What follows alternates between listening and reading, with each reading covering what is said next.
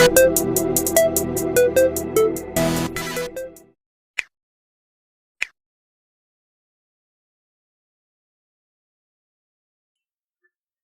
we get into the video, do not forget to like, comment and subscribe.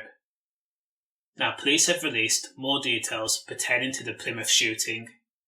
It's been sadly confirmed that 6 people, including the gunman, have been killed in the worst shooting in 11 years. Now, what we know so far is officers responded to reports just after 6 p.m.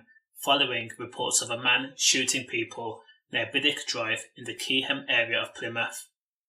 Now, the first protocol was to put the parts of the city on lockdown to try and limit the movements of the gunman.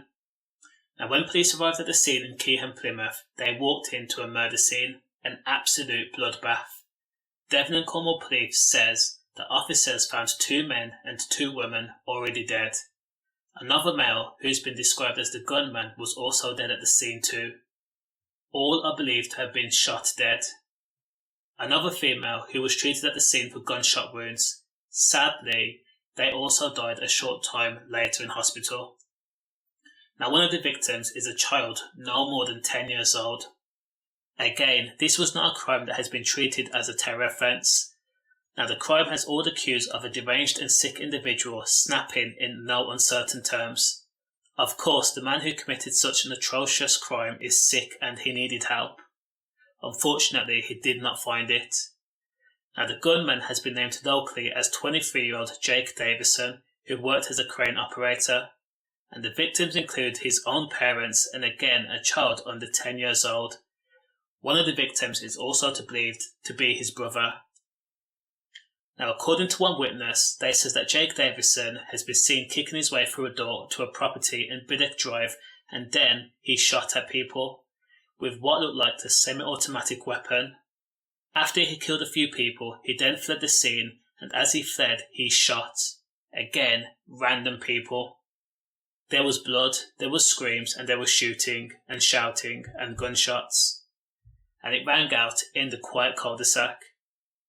Other people whom have been shot include a woman who was never hairdressers and a young girl who was out at the time walking her dog. Now, after his rampage, Jake Davison then turned the gun on himself, which has been described as a long barrel gun. Again, as far as the UK is concerned, this is the worst shooting in more than a decade. And again, so far, no motive has been established as to why the gunman went on a killing spree in the first place. But to shoot and murder your own parents, you cannot be right in the head.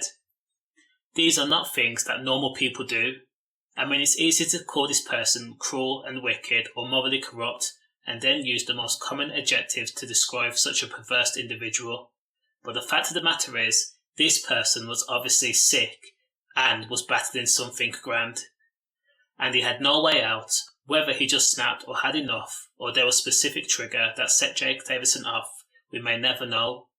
Again, 6 people have been senselessly killed, and that includes the gunman who went on such a tragic killing spree.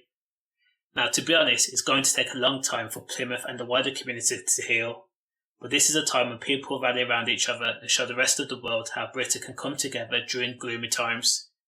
Again, all I can say is condolences. Stay safe, safe.